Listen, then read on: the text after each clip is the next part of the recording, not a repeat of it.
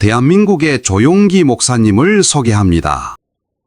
오늘 저는 여러분과 함께 깨어진 사람이라는 제목으로 은혜의 말씀을 나누고자 합니다.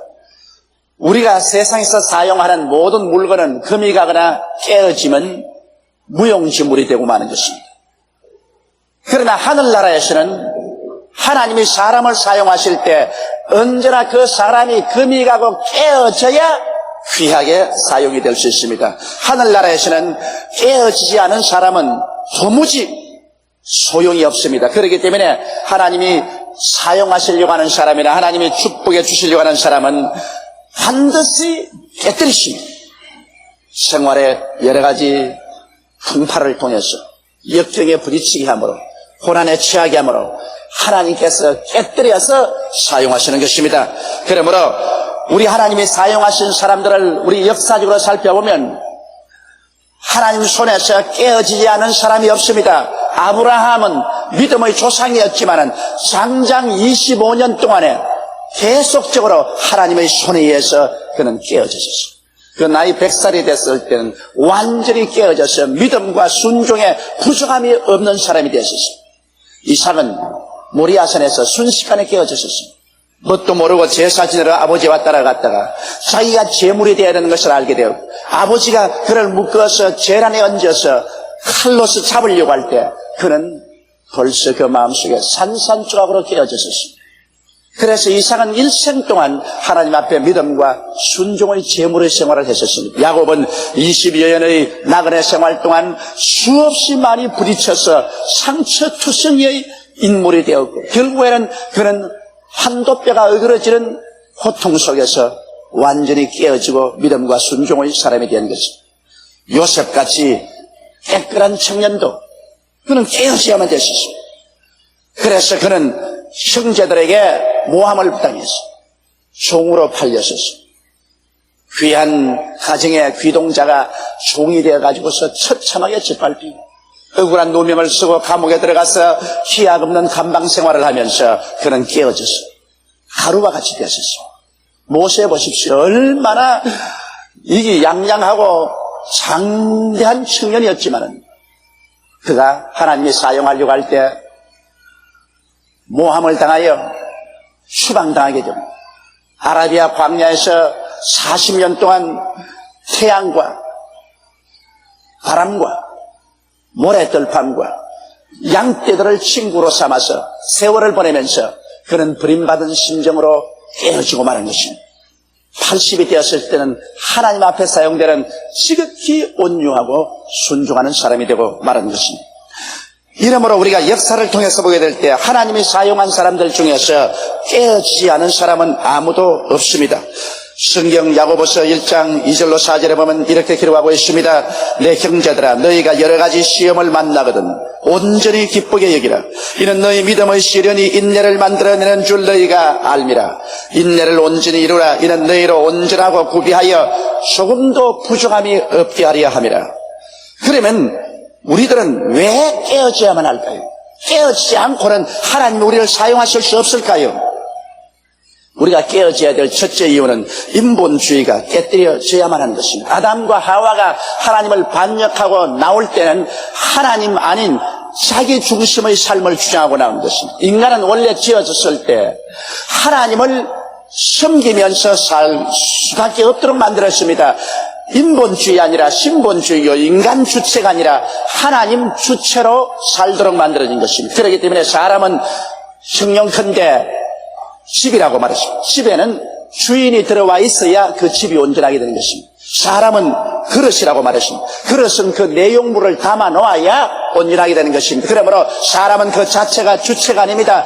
하나님을 모셔놓은 집이요, 하나님을 모셔놓은 그릇인 것입니다. 그런데도 불구하고 아담은 잘못되어서 하나님을 반역하고 하나님 중심과 하나님 주체의 삶을 포기하고 자기 중심으로 자기 주체로 살 것을 주장하고 나왔습니다. 그러므로 아담 이후에 이 세상에 사는 모든 사람들은 영적인 생활을 잃어버리고 육체로 살면서 인본주의적이요 자기 주체 사상을 가지고 삽니다. 이러한 사람이 하나님께 사용함을 받으려면 그 자기 주체 사상이 깨어지고 인본주의가 깨어지고 하나님 앞에 빈 그릇이 되어서 나올 수밖에 없는 것입니다. 그런데 하나님 앞에 깨어지고 빈 그릇이 되기 위해서는 시련에 부딪혀서 자기 한계점을 발견하는 것입니다.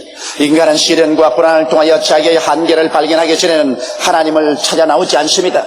저희 친구 중에 좋은 사람이 있는데 실력이 있고 사회에서도 점점 지위가 향상되어 큰 회사 사장으로 있습니다. 그런데 그에게 제가 직접 간접으로 여러 번 전도했는데 그런 전도할 때마다 비웃습니다. 뭘 예수를 믿나?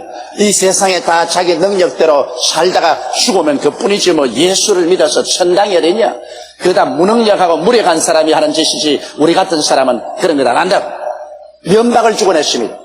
그래서 그 다음에는 전도한 수를 거쳤는데 세월이 흘러가고 난 다음 요사이 제가 소문을 들으니까 그런 교회에 열심히 나간다고 했습니다. 왜 나가냐고 물으니까 약으로 고치지 못할 병이 들었대요.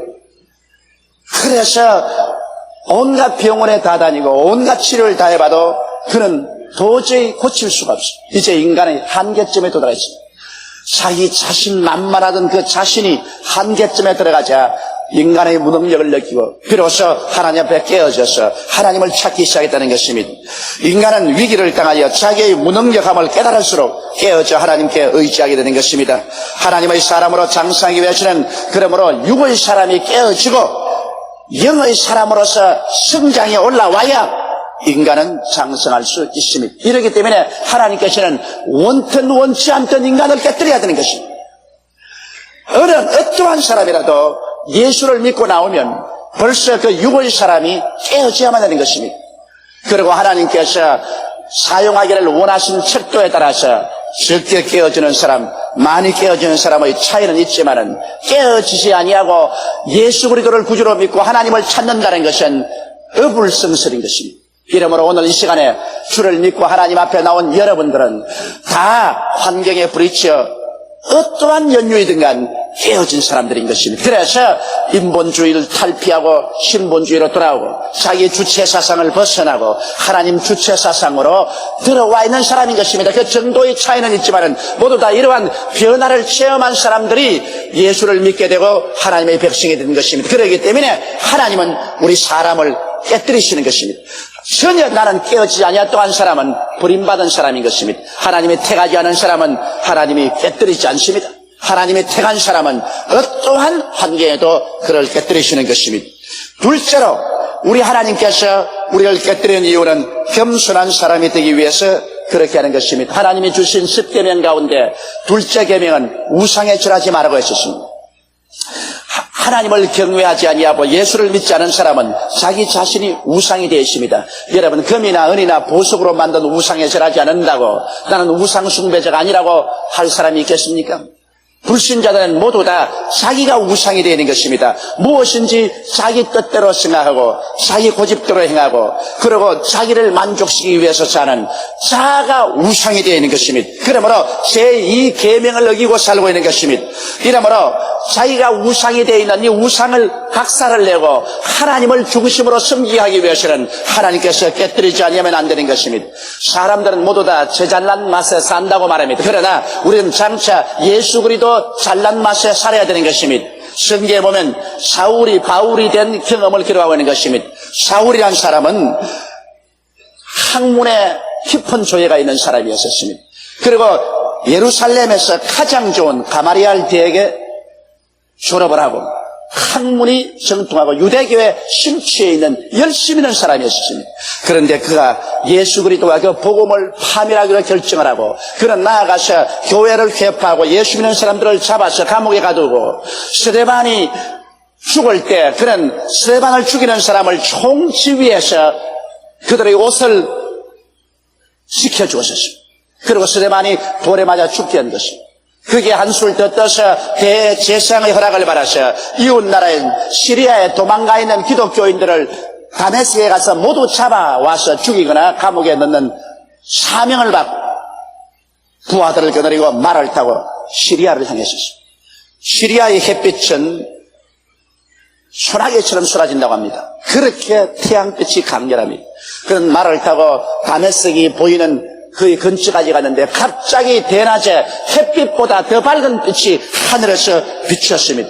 그는 눈이 부시어 견딜 수가 없어 말에서 떨어졌는데 그때 귀에 음성이 들어왔습니다. 사울아 사울아 어찌하여 너는 나를 핍박하느냐. 내가 가시체를 뒷발질하기에 너만 괴롭다. 주여 뉘시니 나는 너가 핍박하는 예수라.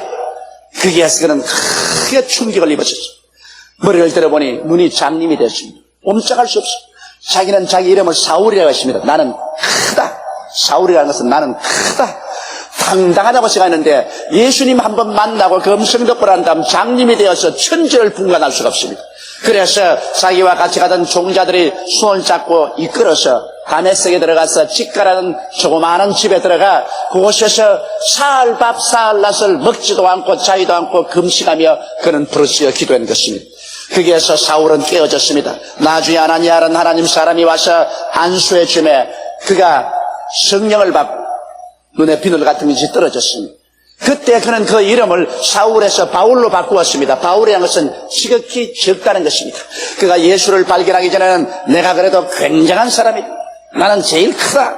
그러나 그가 예수님을 발견하고 난 다음에는 나는 바울이다. 나는 참 작은 사람이다. 일평생을 바울은 깨어져서 주님 중심으로 하나님을 모시고 살았던 것입니다. 이와 같이 하나님께서 우리에게 시련에 부딪히게 것은 우리가 깨어져서 겸손한 사람이 되게 하기 위한 것입니다. 내가 깨어졌나 깨어지지 아니었나 그것을 알아보려고 하면 내가 하나님 앞에서 겸손하냐 겸손하지 않냐 그것을 알아보면 하는 것입니다. 안 깨어진 사람은 그 누구나 사울입니다. 나는 크다. 나는 지식이 있고 실력이 있고 내 청춘이 있고 내 힘으로 할 수 있다. 나는 사울이다. 그러나 깨어진 사람은 바울입니다. 나는 적은 사람이다. 나는 인간의 힘으로 아무것도 할 수 없는 사람이다. 오직 주 예수를 믿고 하나님께 의지해서 내게 능력 주시는 자 안에서 내가 능침을 하심이 없다. 이러한 신앙으로 들어온 바울이 될 때 이 사람은 깨어진 사람인 것입니다. 이러므로 오늘 하나님께서 우리를 깨뜨려서 크다고 생각하는 자기 우상을 없애버리고 하나님 앞에 겸손하게 엎드리게 하기 위해서 시련을 보내주시는 것입니다. 여러분 우리가 시련과 환난을 당하게 되면 얼마나 자기가 보잘것없이 보이는지요. 하나님 앞에 엎드려서 먼지와 티끌이 되어서 회개하고 하나님을 의지하게 되는 것입니다. 겸손한 사람, 이 사람 깨어진 사람인 것입니다. 그 다음 셋째로 하나님이 우리를 깨뜨리시는 이유는 온유한 사람이 되기 위해서 그런 것입니다. 깨어지기 전에는 인간은 정도의 차이는 있으나 과격하고 성내며 고집이 셉니다. 그래서 자기 멋대로 행하려고 합니다. 여러분 짐승들도 보십시오. 온유하지 않은 고집이 센 싸나운 짐승들은 사자나 호랑이나 늑대나 일이나 이런 모든 짐승들은 저 험산 줄령에서 살고 사람을 떠나서 사람을 대적합니다. 그러나 온유하고 길들인 짐승 가축들은 소나 말이나 개나 이런 짐승들은 사람과 함께 살고 편안한 곳에서 살고 있는 것입니다. 사람들도 온유하지 못한 과격하고 성내며 고집이 센 사람들은 하나님을 멀리하고 하나님을 반역하고 삽니다만 깨어지고 온유하고 길들임을 바라는 사람들은 온순하여 하나님께 순종하고 믿고 하나님과 함께 살게 되는 것입니다. 모세를 보십시오. 모세는 애굽의 바로의 딸의 양자로 들어가서 바로의 왕궁에서 자랐습니다. 온갖 호사를 극치로 누리고 그리고 애굽의 최고 학부를 나와서 학문이 있었습니다. 그는 지식이 있고 웅변을 하고 몸도 건강하고 당당했습니다. 나이 40이 되어 자기 민족을 돌보기 위해서 밖에 나가봤습니다. 자기의 민족 이스라엘 백성들이 종이 되어서 이스라엘 간역자에게 호되게 고난을 당하면서 일하고 있는 것을 보았는데 한 곳에 가니까 저 애굽의 간역자가 이스라엘 사람들을 붙잡아서 때리는 장면을 보았습니다. 그는 화가 나서 동족이 맞는 것을 볼 수 없다고 해서 그 애굽 사람을 잡아서 쳐서 그 자리에서 죽이고 땅을 파서 묻어버리고 말았습니다. 이스라엘 백성들이 자기를 위대한 지도자로 인정해 줄 줄 알았었습니다. 그런데 그날 또 나가보니까 이스라엘 사람들이 싸우는지라 가서 말하기를 이 사람들아 외국에 와서 종살이하는 것도 슬픈데 왜 동족끼리 싸우냐니까 그 중 한 사람 말하기를 야 너 어제 애국 사람을 쳐서 죽이더니 오늘 그래 너 날 쳐 죽이느냐. 그러고 난 다음에 자기 동족이 자기를 고발했었습니다. 그는 왕의 진노를 피해서 미디안 광야로 도망을 쳤습니다. 그러고 난 다음 미디안 광야에서 수장인 이드로의 사위가 되어 그 집 딸하고 결혼하고 40년 동안 아무 사람도 알아주지 않고 바람 소리가 천지를 진동하며 모래바람이 일고 태양이 자결하는 곳에 양이나 염소떼를 거느리고 오늘은 이곳에서 내일은 저곳으로 목동생활을 하며 평생을 보내게 된 것입니다. 그는 수없이 울고 탄식을 하고 고통을 당했습니다. 그런 동안에 옛날에 기세 당당하고 자기를 의지하고 아주 고집세던 모세는 죽었습니다. 나이 80이 되어 호렙산 가시는 굴에서 불이 활활 타는 가운데서 하나님께서 모세를 불러서 내가 애굽에 가서 이스라엘 구원하라고 할 때 그는 얼마나 깨어졌던지 얼마나 겸손했던지 주여 나는 주님의 말씀을 듣고도 옮길 줄도 모릅니다. 보낼 많은 사람을 보내소서. 그는 스스로 잘났다는 것이 다 없어지고 말았습니다. 나중에 그는 하나님 손에 의지해서 80노인이 지팡이 하나 짚고 300만 이스라엘 백성을 인도해내서 적과 꿀이던 가나안 땅으로 이끌어갈 때 하나님 말하기를 모세는 천하에서 가장 온유한 사람이라고 말하셨습니다. 온유하다는 것은 깨어져서 길들임을 잘 바른 사람을 말하는 것입니다. 하나님에게 길들임을 잘 바른 따뜻하고 부드러운 심정을 가진 사람이 온유한 사람인 것입니다. 요셉 보십시오. 요셉은 형들 앞에서 자기를 자랑했습니다. 아버지의 편애를 받아서 채색 옷을 입고 형들은 들에 가서 목축을 해도 아버지 품에 앉아서 따뜻한 밥을 먹고 편안하게 살고 그래서 고집이 세고 이기주의적이고 무례한 이였습니다. 그러나 하나님이 요셉을 사용하시려고 하실 때 형들에게 버림을 받아서 17살에 미디안 대상들에게 종으로 팔려서 애굽의 보디발의 집 몸종이 되었고 그곳에서 억울한 누명을 받아 한 번 들어가면 다시 나올 기약이 없는 시위대 감옥에 들어가서 기약 없는 감방 생활을 했었습니다. 그런 동안에 13년의 기나긴 옥고와 고통 속에 요셉은 깨어졌습니다. 자기가 먼지가 되고 가루가 되었습니다. 그러나 그 이후에 하나님께서 역사하셔서 그런 감옥에서 나와서 애굽의 국무총리가 되었습니다. 그런데 온 천하의 기근이 왔을 때 가나안에 있는 자기의 형제들이 먹고 살 수가 없어서 아버지와 함께 형제들이 모두 다 애굽으로 건너왔었습니다. 그래서 아버지가 계실 동안에는 아버지 수라에서 요셉의 공양을 받고 살았는데 아버지가 돌아가시자마자 요셉의 배달한 형제들이 이제는 요셉이 아버지도 안 계시니까 우리에게 보복할지 모른다. 겁이 나서 요셉에게 나왔습니다. 창세기 50장 15절로 21절에 보면 요셉의 형제들이 그 아비가 죽었음을 보고 말하되 요셉이 혹시 우리를 미워하여 우리가 그에게 행한 모든 악을 다 갚지 아니할까 하고 요셉에게 말을 전하여 가로되 당신의 아버지가 돌아가시기 전에 명하여 이르시기를 너희는 이같이 요셉에게 이르라 내 형들이 내게 악을 행하였을지라도 이제 바라건대 그 허물과 죄를 용서하라 하셨다 하라셨나니 거짓말로 자기들이 지은 말입니다. 당신의 아버지 하나님의 종들의 죄를 이제 용서하소서 하며 요셉이 그 말을 들을 때 울었더라. 그 형들이 또 친히 와서 요셉의 앞에 엎드려 가로되 우리는 당신의 종이니이다. 요셉이 그들에게 이르되 두려워 마소서. 내가 하나님을 대신하리이까. 당신들은 나를 해하리 하였으나 하나님은 그것을 선으로 바꾸사 오늘과 같이 만민의 생명을 구원하게 하시리 하셨나니 당신들은 두려워 마소서. 내가 당신들과 당신들의 자녀를 기르리이다고 그들을 간곡한 말로 위로하였더라. 이 어찌 온유한 사람이 아닙니까? 여러분 보통 사람 같으면 너가 그래 나를 잡아서 애굽의 종으로 팔다니 어디 두고 보자. 이제 내가 애굽의 국무총리가 되었으니 너희들 모조리 종으로 잡아가지고서 내가 당한 고통만큼 너희들 또한 고통을 주겠다.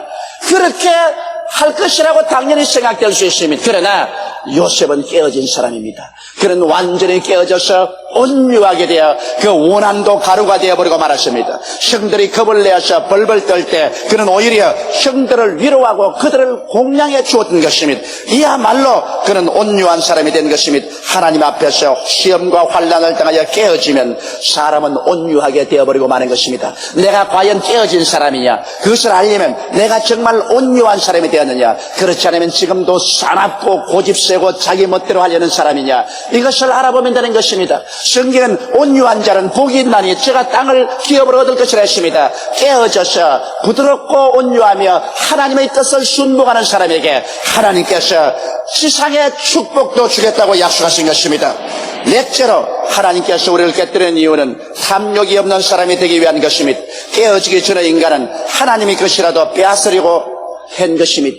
여러분 아담과 하와는 동산에 있는 모든 것 다 자기 것인데도 불구하고 그것 제껴놓고 하나님의 것인 선악과조차도 빼앗아서 자기 것을 만들려는 탐욕을 가졌었습니다. 탐욕은 곧장 우상숭배인 것입니다. 그러므로 탐욕이 깨뜨려져야 온유한 사람이 되고 또 하나님이 사용하는 사람이 되는 것입니다. 타락한 사람들은 모두 다 그 마음속에 마귀의 꾀임을 통해서 탐욕과 욕심을 가지고 있습니다.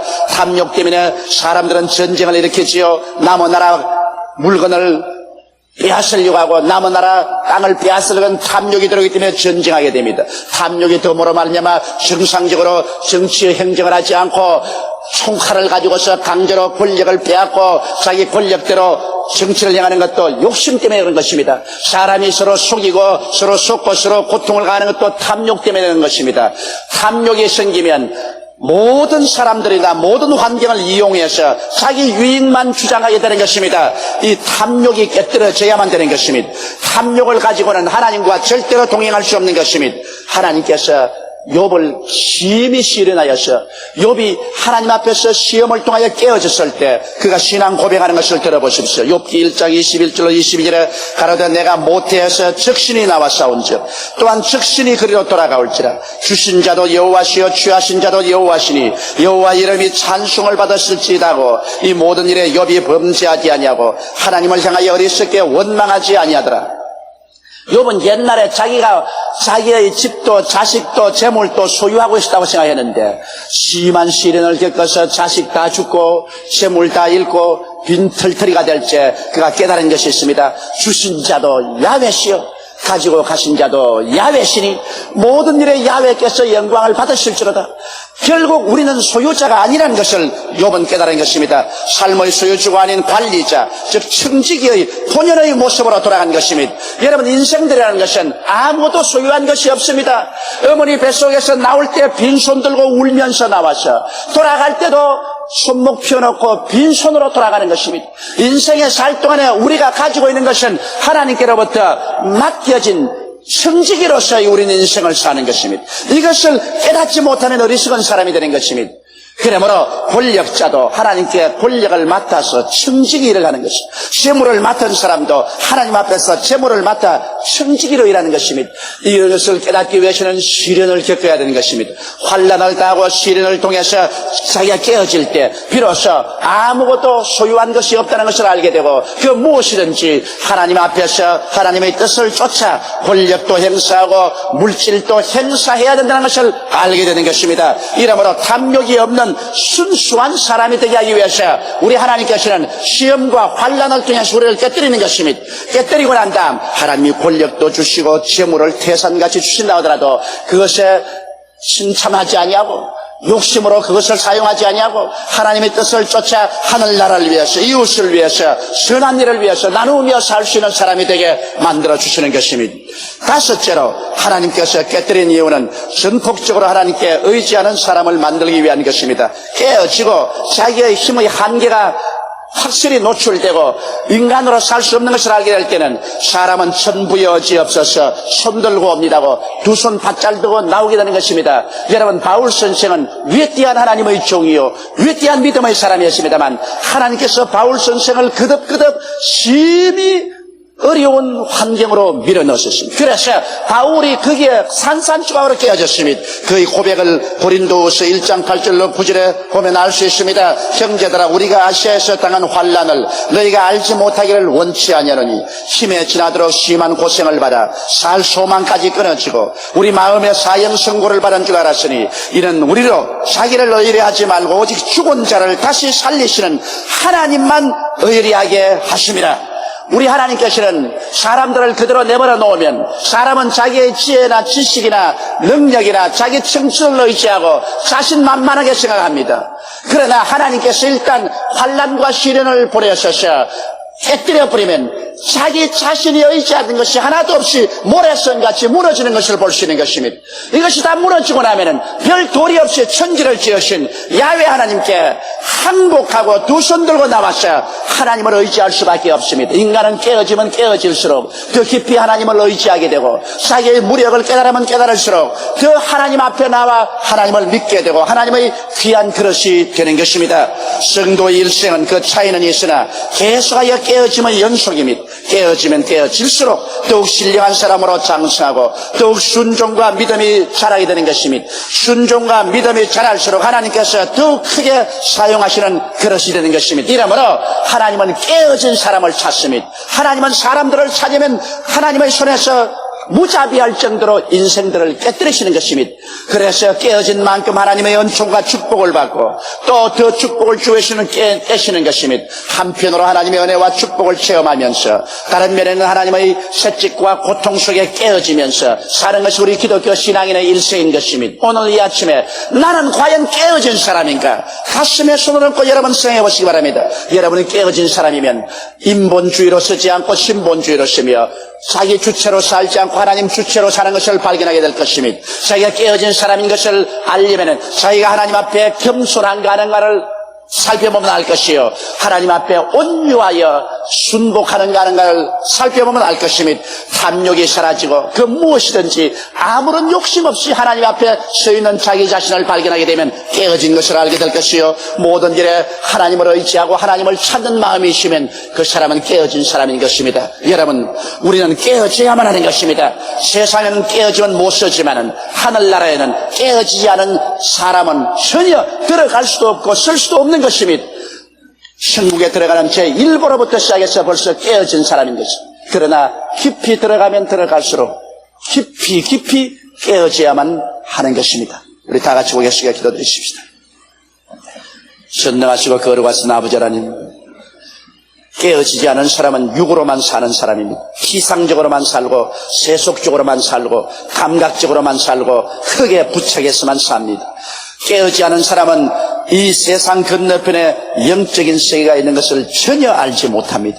그러나 아버지 하나님, 깨어진 사람은 흙을 떠나서 영의 세계를 바라보게 되며 피상적인 세계를 떠나서 깊이 있는 세계를 보게 되며 감각적인 세계를 떠나서 신령한 세계를 들여다볼 수 있게 됨을 감사하옵나이다. 우리 아버지께서 우리를 깨뜨려서 십자가에 못 박이신 예수 그리스도가 자연인이 아닌 하나님의 아들이며 자연적으로 비명 행사한 것이 아닌 우리를 대속하기 위해서 십자가에 고난당한 것을 알게 만들어 주심을 감사하옵나이다. 내 아버지 하나님이시여, 내 백성이 지식이 없어 망한다고 호세아 선지자가 외쳤는데 오늘날 또 영적인 지식이 없어 수많은 사람들이 멸망의 길을 걸어가고 있습니다. 하나님 아버지여, 오늘 이 성회에 참석한 성도들은 하나님의 부르심을 받고 깨어져서 영적인 세계를 바라볼 수 있는 눈을 얻게 된 것을 감사합니다. 아버지 하나님, 더욱 깨어지게 도와주시옵소서. 더욱 깊이 하나님 주체로 살고 겸허해지고 온유해지고 우리 아버지 더욱 탐욕에서 벗어나게 되고 더욱 하나님만 의지하는 우리들이 되게 도와주시옵소서. 하늘의 깊은 은혜 속에 들어가서 하나님과 함께 동행하는 우리들이 되게 도와주시옵시고, 주님 오실 날이 눈앞에 가까운 이 시점에 주님 오실 때 기쁨과 즐거움으로 주를 맞이하는 우리들이 되게 도와주옵소서. 하나님 아버지, 오늘 아직 예수를 믿지 않은 사람은 오늘 이 시점에 하나님 앞에 들어오는 결단이 일어나게 도와주시옵소서. 자기를 깨뜨리고 하나님 앞에 항복하는 위대한 결단이 오늘 이 아침에 이루어지게 도와주옵소서. 우리 주 예수님 이름으로 기도드리옵나이다. 아멘. 할렐루야. 아멘. 목사님 감사합니다. 구독과 좋아요는 제작하는 데 힘이 됩니다. 감사합니다.